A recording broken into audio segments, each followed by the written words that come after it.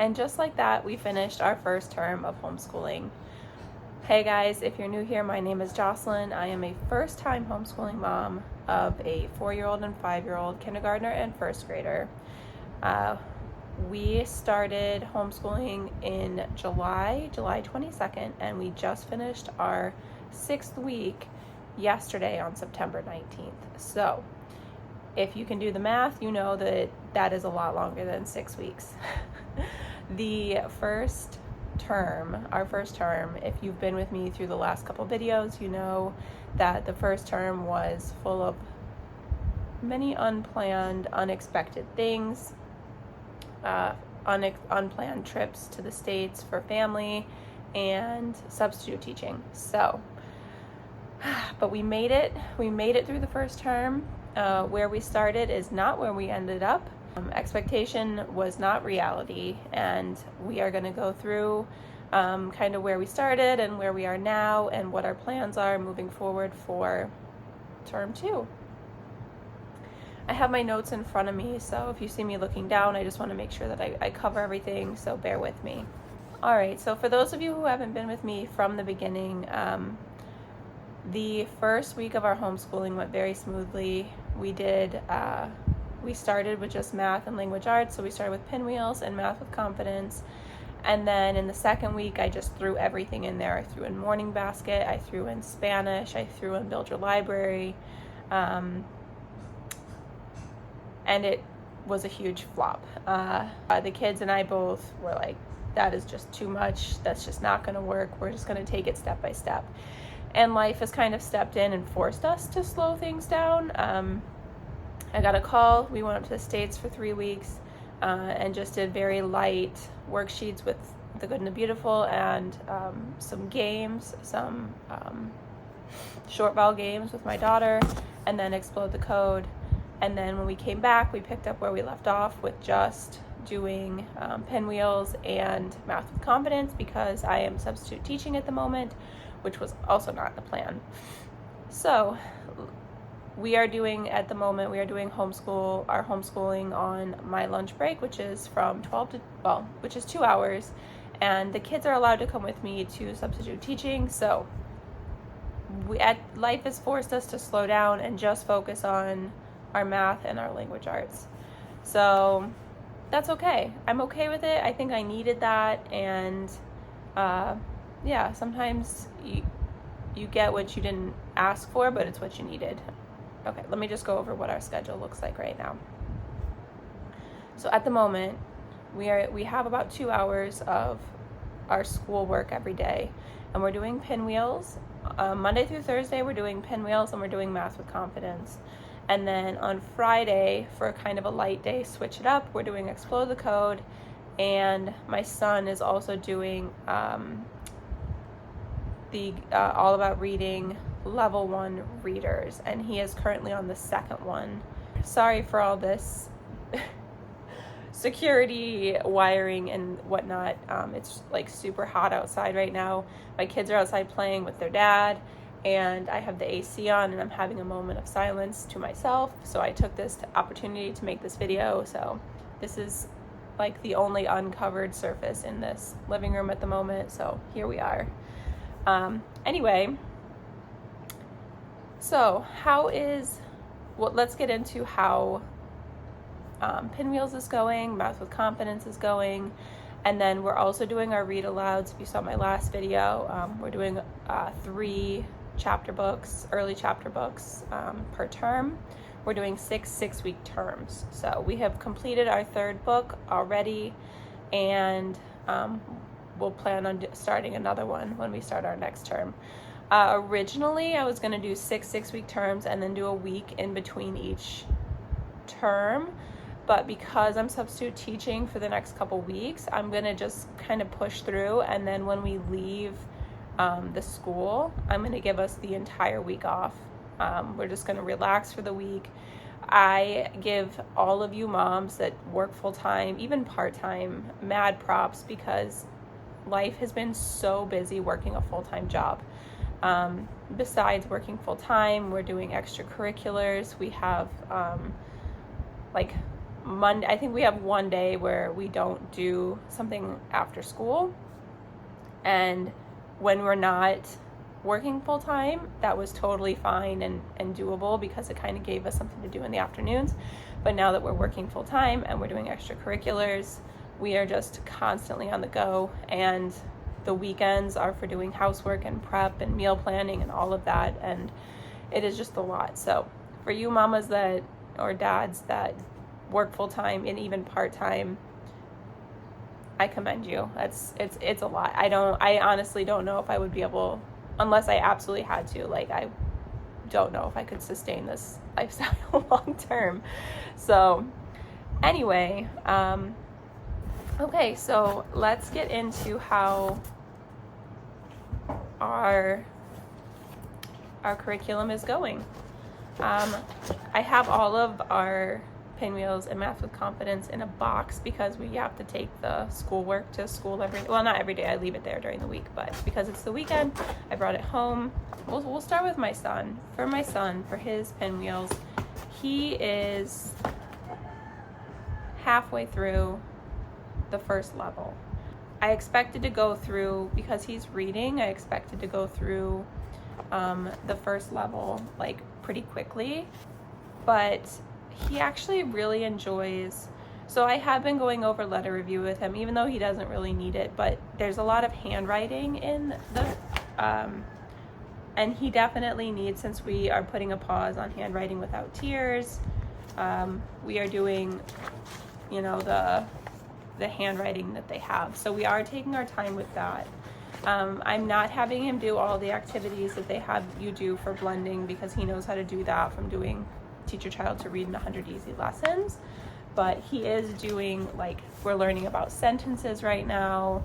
And so capitalization, name capitalization, and punctuation. So we are taking our time through that. And then a lot of these worksheets, he does pretty quickly. He knows how to do it, but when we get to the copy work, we slow down and we work on handwriting and like paying attention to spacing and letters. And we have the stoplight editing where you review your work. So we are taking our time with that. So he is halfway through the first level, and it's going well. I'm not really like, at the end of the day, he's 5, almost 6. He'll be 6 next month. So, and he's doing the readers from All About Reading. So I'm not really like stressing, really packing on the work. We're taking our time, but we're going through it at an accelerated pace. I don't know if that makes sense, but that's what we're doing. For my daughter, we're just starting Unit 5 in Level 1. And we kind of took our time with the short vowels because those were a little bit tricky for her for a little while, which was while we were gone and we did all those short vowel games. I think that actually really helped her, because when we came back and we got back into our workbook, like, it had clicked for her. So again, sometimes life just gives you what you didn't know you needed, which was to slow down and just focus on vowels, not in a school setting. So we've now gotten into blending, and she has definitely hit a little bit of, I don't want to say a roadblock, but I've had to kind of push pause because she gets frustrated very easily. Sorry about that, kid interruption. Okay, so I was talking about my daughter getting into blending. It was really, really, really frustrating her, and she was guessing a lot and kind of just jumping into what she thought that the word would be. And she's 4. I just know that we have to take our time with this and change tactics. I don't want to force her because I don't want her to shut down. Kind of like what we did with the vowels. So what I did was I actually went back, because what she was doing is, like, with the letter B, she would say b, eh. So, so, and she was guessing a lot and kind of just jumping into what she thought that the word would be. And I just know that we have to take our time with this and change tactics. I'm not I don't want to force her because I don't want her to shut down. Kind of like what we did with the vowels. So what I did was I actually went back, because what she was doing is, like, with the letter B, she would say b, eh. So And I was trying really hard to get her to just say b, b, you know, with that short puff of air. It just would be frustrating for her. So when we would read like Bob, she'd say b, b, like, and there'd be b, b, and then she didn't know the word because she put that sound. And I don't know, it just wasn't clicking. So what I did is I actually went back to, I thought about switching back to Teach Your Child to Read in 100 Easy Lessons, because I really like how they teach blending, and just something about that technique really worked with my son. So what I did is I actually went back to the parents guide in 100 Teach Your Child to Read in 100 Easy Lessons. And that parents guide has so much good information, and it kind of did a mental switch for me. And so what I did is, instead of switching curriculums and totally confusing her and, you know, switching gears completely, I brought some of those techniques into the Pinwheels. Again, we're going really slowly with this. I really don't want to force her through this program just for the sake of forcing her through the program. We're going to take our time, we're going to go at the pace, and then when I'm comfortable with moving forward, then we'll move forward, because I don't want to force her to move forward. I just think that's going to just be detrimental in the long run. Okay, kids coming in, coming out, coming in, coming out. All right, so that's where we are with Pinwheels. We are doing Explode the Code. And to be honest, I think that this book is pretty too easy for my son. But you know, we're a little more than halfway through it. On Friday he does about 3 or 4 pages, so I would say we'll probably be finished with it by the end of the second term, and then we'll start on the second book. But it's easy for him, just CVC words, so that's it. And then my daughter is I want to say just a couple pages shy of being done, going into the Get Ready for the Code ebook. Math with Confidence is a huge hit.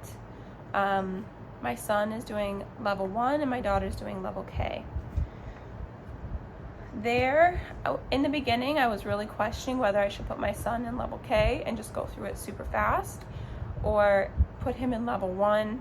And I was told that the level 1 is an introductory. You don't have to do level K to do level 1. Level K is perfect for my daughter. It is exactly where she needs to be. Lessons take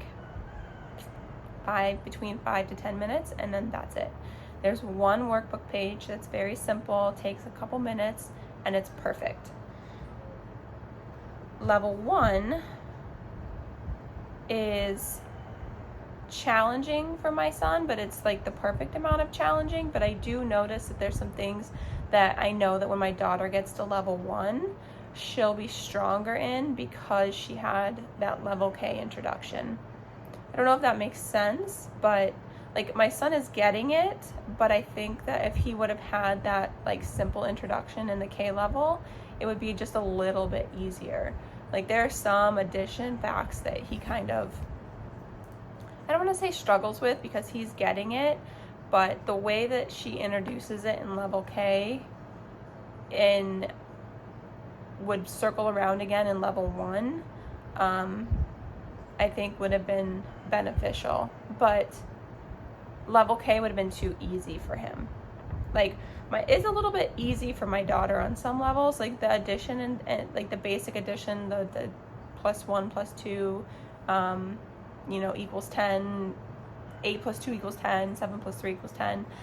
That's enough of a challenge for her, but there are some days that we do 2 or 3 lessons because she just already knows those things. And so I just pretty much skim through those lessons and have her do 3 worksheets, and we are still under 10 minutes. Like, for example, sorting. One of the lessons has you sort the spoons by size. I mean, that's super easy for her. Things like that. So they are both exactly where they need to be. I think that when we get to the level in level 1, we can't help that we started homeschooling this year. That's just where we are. But yeah, I think that when my daughter gets to level 1, she might have a little bit easier time transitioning into those more basic addition facts and like +3, +4, +2, +1 facts than my son had. But that being said, math for him takes 15-20 minutes, and that includes the workbook pages. They're both really loving the games. I was a little apprehensive about my daughter with Math with Confidence with the games, but she actually really, really loves them. I really like how this program introduces concepts. It's just so, it just makes so much sense for the kids. I mean, playing cards and just very hands-on. Yeah, they both love it. They get to choose what they do every day first, and usually they both choose math. For my daughter, she's on lesson 9.3, and we do 4 of these, like 4 days a week of Math with Confidence. On Friday, I usually just play a card game with them just to do a little math, but we just do the card game. We don't do a workbook or anything like that. Then for my son, I said, give mommy 5 minutes of quiet time. They've come in 3 times, and now they're just pounding on the door. Kids. Okay, so for my son, we're on lesson 6.4, and we don't do two lessons a day with him. It's pretty, 1 lesson, it takes it, that's it. Like, we're maxed out after 1 lesson. Again, he really likes the games, especially the card games. It definitely helps solidify the facts. So yeah, we're just really happy with Math with Confidence. Moving forward, what is our plan? So I'm substitute teaching, I think, for 2 more weeks. I don't have an exact end date yet, but I know it's at the beginning of October. So that could be 2 more weeks, that could be 3 more weeks. So we will continue with the language arts, the Pinwheels, the All About Reading, Reader, the Math with Confidence, Monday through Thursday, like we've been doing. Once we leave the school, we're going to take a week off, and then we're going to come back and we're going to add in Build Your Library. I've decided to pause Spanish until further into the school year, until we can really lock down that solid routine and get Build Your Library going and feel comfortable there. And then we also are just pausing everything in our morning basket. We're going to bring back our Handwriting Without Tears, which we were doing twice a week, which is going very well, especially the chalkboards. The kids really love the chalkboards. But again, we are getting handwriting through Pinwheels, so I'm not really stressed that we're not doing so much handwriting right now with Handwriting Without Tears, because we are getting it with Pinwheels. But we will bring that back just because the kids really enjoyed it, and it just gives them a little bit more practice. We have the read alouds that are going well. What we're also going to do is on Fridays we have the Explode the Code, but we are also going to introduce Life of Fred.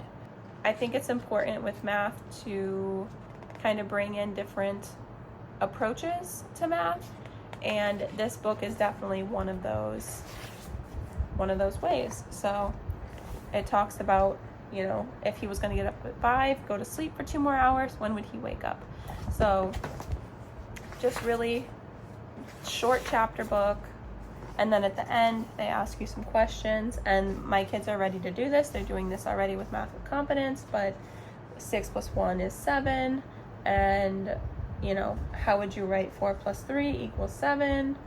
And what does 2 + 5 equal? I mean, for my son, this can be super simple.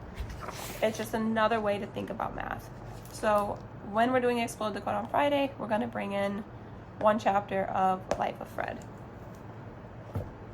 And that's it. That is going to be our big change. And it's not even a big change. That's going to be another addition that we do. We're going to continue to keep things as simple as possible. It has been a huge learning curve this first 6 weeks. Otherwise, actually, August, 8 weeks, 9 weeks, 6 weeks is actually 9 weeks.